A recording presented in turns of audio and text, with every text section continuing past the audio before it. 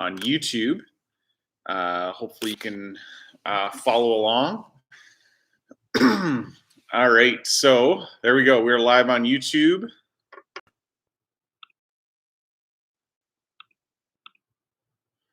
Check, check. I think we're good. We will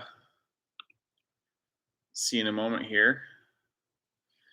If you got any questions, feel free to answer those in the, to put those in the comments section, and we will be answering those as we can. But yeah, so hope you can join us. Hope you can hear me. I think we are good to go. So yeah, let's dive in. So we're doing a live Q&A kind of follow up from this past Sunday's sermon, as well as answering some additional questions that have been asked. Just a reminder, we do have a live Q&A coming up this Sunday morning at 10 a.m. for our service. And so if you are interested in submitting some questions for that, if you're interested in joining us, I will be answering questions that I've prepared that you've already asked, as well as hopefully take some questions from the floor. So if you're interested in being a part of that and joining in that conversation, please do that.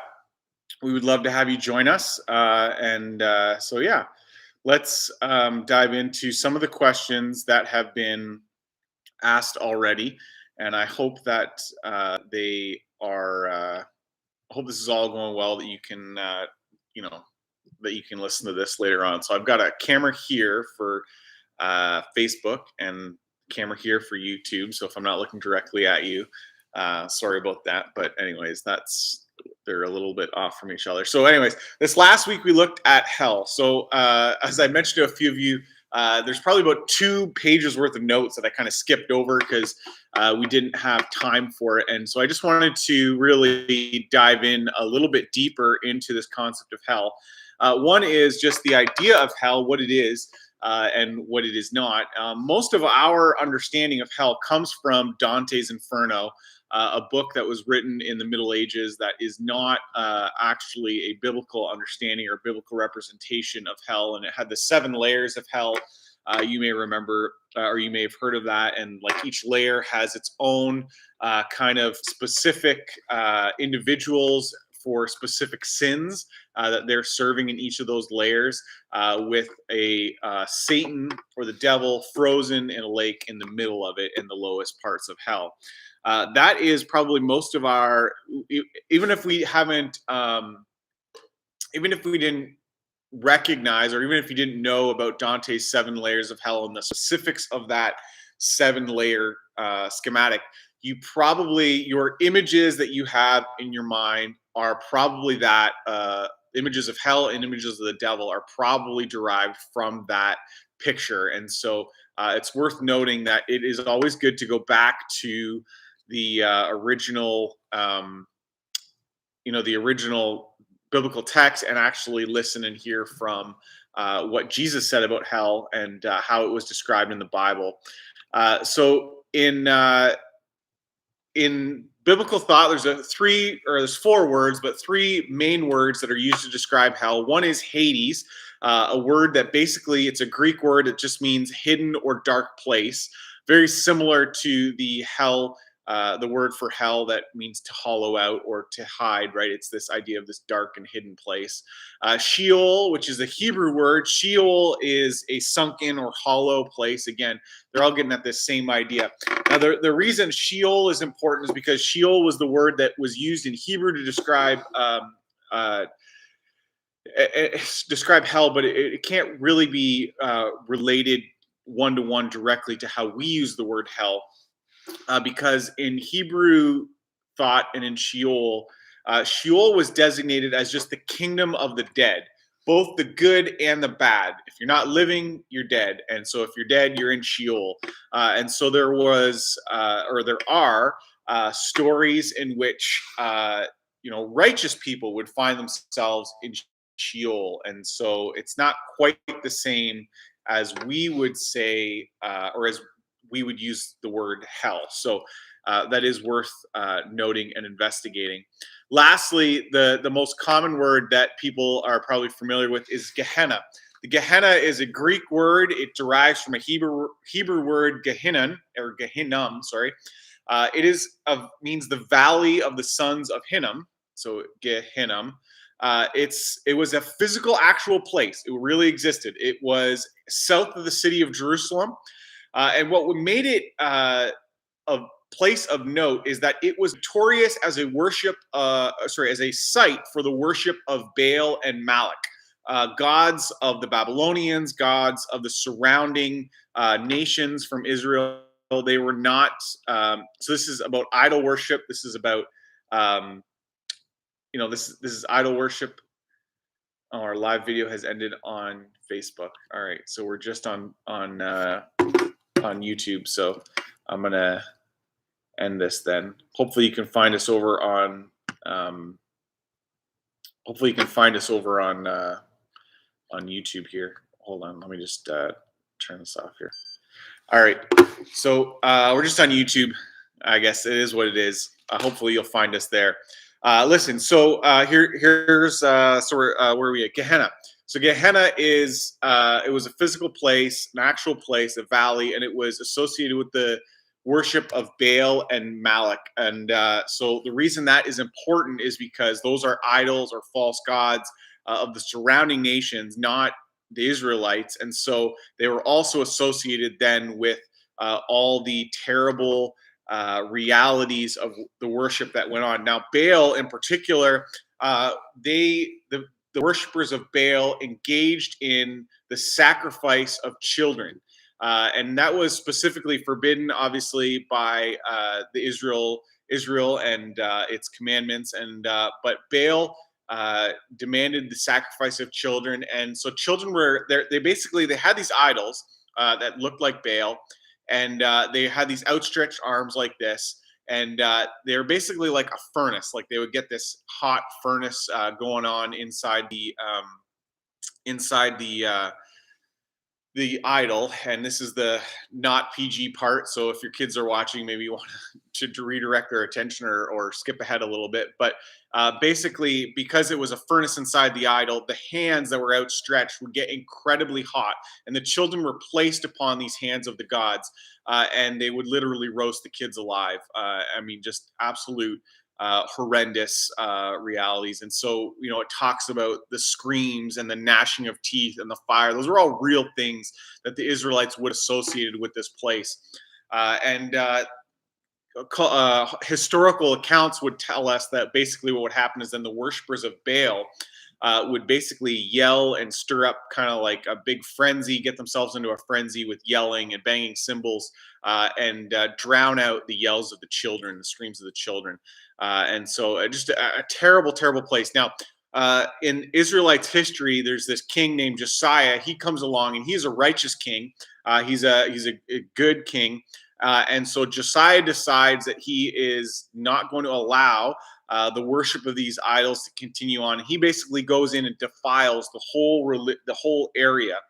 And basically he destroys it all, knocks the idols over, and then he defiles it by basically dumping all of the city's waste and everything into it to basically, desecrate it from any future use. And so it continued even after Josiah had gone and Israel had fallen in the second temple period after they'd returned from the Babylonian exile. This area was still considered a disdained and horrific place, both physically and spiritually. And so Jesus walks on and talks about hell, and he references this place, this Gehenna, this place of physical and spiritual disdain and horrific realities. Then there are lots of other images that are not specifically the word hell. The abyss, the place of torment, the proof of, or a proof of fire, a furnace of fire, an unquenchable fire, an everlasting fire, an exterior darkness, a mist or storm of darkness.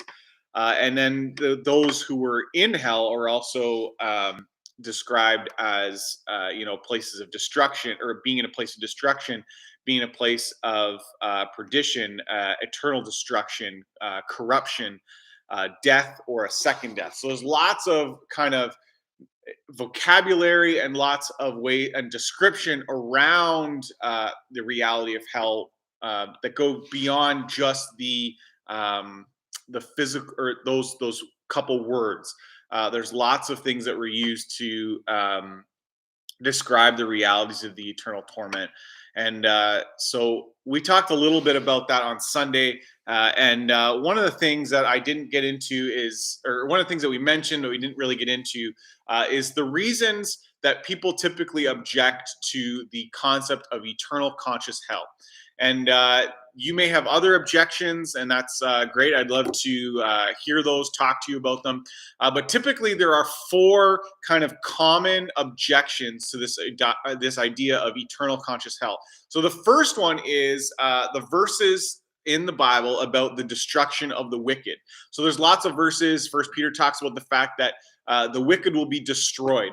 And so there's this idea when people read this, they say, well, they're going to be destroyed. So obviously this kind of supports our nihilism view that everyone will be, or everyone is evil who is in hell will be destroyed and gone.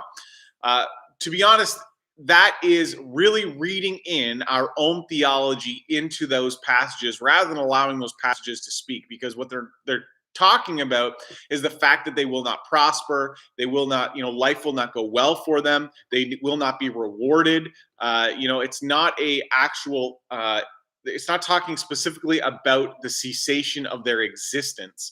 And if we're honest with ourselves, we are often bringing our own reading or our own theology to the text to try and basically what we call proof text. So basically say, I got one word here that I like, and therefore I'm going to try and make my belief on top of that. The reality is that the canon of Scripture speaks wholeheartedly to this concept of eternal conscious hell. Secondly, the second objection people often have to this idea is that it is inconsistent with the love of God, the character of God. Why would God punish people eternally? And wouldn't that punishment be contrary to his primary character of love? There's lots that could be said about this, about, first of all, whether love is God's primary characteristic, or whether we can be so whether we can basically boil God down to a concept of love, because there's lots of other characteristics of God that are part of who he is. Often this is obviously comes out of the verse, God is love, which again, let's not proof text it to say that God is love means that God is only love. God is a multi-dimensional reality that we, is just as complex as you and I are, and so we should be careful about that. The objection typically goes that, listen, any punishment of God's, or sorry, the problem with this is that really two issues. One is that really any punishment of God's would really mar his reputation. Like the idea that a loving God wouldn't punish, well, then really you have to do away with the idea of hell. Even annihilism doesn't solve that problem for us, right? Annihilism still creates this view of God who's doling out punishment, and so really any punishment then would be a problem for the God's character of love. But more, problematic in this is the second issue, is that too often what happens is we like to say God is love, but then we get to decide and we get to describe what love is. And basically, by a roundabout way of objecting, we get to subjectivize God's character. We get to decide how God should act. I get to describe what love is. I get to identify what love would look like, and therefore God must be bound to my understanding of what love would be. And it becomes super subjective, right? there's a real problem if we continually subjectivize, which I'm not sure is a word, but if we continue to allow our subjectivity to influence our understanding of God's character, because basically we're saying, God, you have to play by my rules. In which case, we really we're not interested in him being King, Lord, Savior. We're interested in him being our servant. We're interested in him being our agent, and that's not really the way the world works. That's not the way that we believe that that Christians believe that the world is structured. The third objection is that that there is an injustice of disproportion between sins committed temporally and punishment being given eternally. Basically saying, listen, why, if someone has committed sins in a temporal span, so, average life being 80 some years on earth, I have committed 80 some years worth of sins, but I'm going to be eternally punished. Well, how does that make sense? I mean, if we were to look at our concepts of justice, you think of Lady Justice and the scales of justice. Well, those scales are weighed out of whack. Why would we have eternal punishment? That eternal punishment far outweighs the temporal sin. But here again, we have this problem again because we've subjectivized this idea of justice. That it's basically on me to decide what is just. If it's consistent for God to punish for any length of time, well, really, then it's just arbitrary to insist that it's not for an unending period of time. And what I mean by that was, well, who gets to decide how long is enough punishment? I mean, we have this discussion in our court systems all the time, whether someone who committed a crime and is punished, whether that time in jail, whether that, what they have to pay back, whether all of those punishments are adequate to bring justice. What is just for someone who has committed murder? What is, in the grand scheme of history, what is just time for eternity for someone who has committed genocide?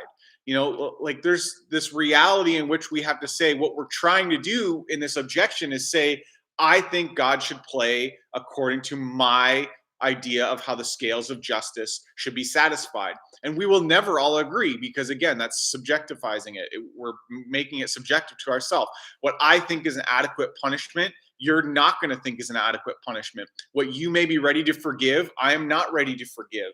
And so there's this problematic inherent nature to this idea that, listen, this is unjust. Well, it's not rooted in our view of what justice is. It's rooted in God's view of justice.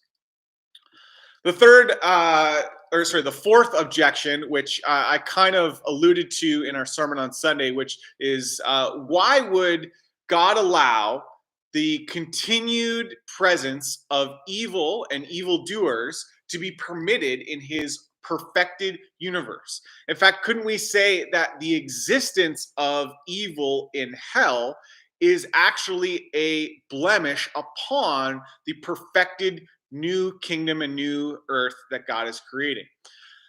Well, as I said on Sunday, I think the reality is that when we are standing in heaven and we are gathered around the throne, one of the distinguishing realities of you and I's existence in heaven is that we are shown as trophies of grace. And the existence of hell and the existence of evil in hell further exemplifies our standing as trophies of grace, because we can clearly say in a cosmic reality, we could point and say, look at that existence in hell. That is what I deserve. But instead of being there only by God's grace and by God's mercy and by a total act of his salvific work, I am able to stand here in the kingdom of heaven. And so again, the existence of hell doesn't create a blemish upon his perfected creation. What it actually does is it exhibits the reality of us as trophies of God's grace standing around his throne. So Those are my four, the four objections that I most often hear. Maybe you've heard some of those. Maybe you felt those. Maybe you felt that tension and that weight. And so I'd encourage you to continue to, investigate, continue to dive in further into those areas. But we've got a couple other questions that we're doing this morning, lunchtime, whether it's this morning or afternoon, I guess, at lunchtime. The first question that I have here is, I was wondering, why is the Lord's Prayer almost never used in the worship in Plattsville Church? I don't know about you, but how I memorized the Lord's Prayer was through repeating it Sunday by Sunday in church services. My last congregations concluded their children's time in each service with the Lord's Prayer so that the children would learn it as the model of prayer that Jesus gave us, knowing it helps young Christians learn how to pray. And I just want to say, I wholeheartedly agree that the Lord's Prayer is an amazing tool, an amazing example that Jesus gives us of how to exemplify prayer in our lives. In fact, I have used the Lord's Prayer to lead our prayer services here at Plattsville as we kind of lead through those in line with the example that Jesus lays out in the Lord's Prayer, as well as it has actually been the kind of structure that I have used as I have preached through the Lord's Prayer. And so you can go and visit our website. I had to actually make sure that we set this up. And I'll give you a forewarning, but www.plattsville.church, and there at the top right, you can find our menu where you can look at, you can highlight things to actually past teaching sermons and series to actually go and look up. Now, I will give you a little bit of a disclaimer. Prior to the pandemic, and when I was doing this series, The Lord's Prayer, we had this idea that, well, who would possibly rewatch our services? We just couldn't really wrap our mind around who would possibly want to actually look at us. And so prior to this pandemic, we didn't have any video. We didn't do anything online like this. We didn't host anything virtually. And so all that we have from our services was in an iTunes podcast. And so it was just audio. And so you can go back and listen to that, but you can't go back and watch me, which is, I'm sure you'll be fine with. But, the idea is, at least our thought was, oh, well, people can kind of, listen to it as they go about their day.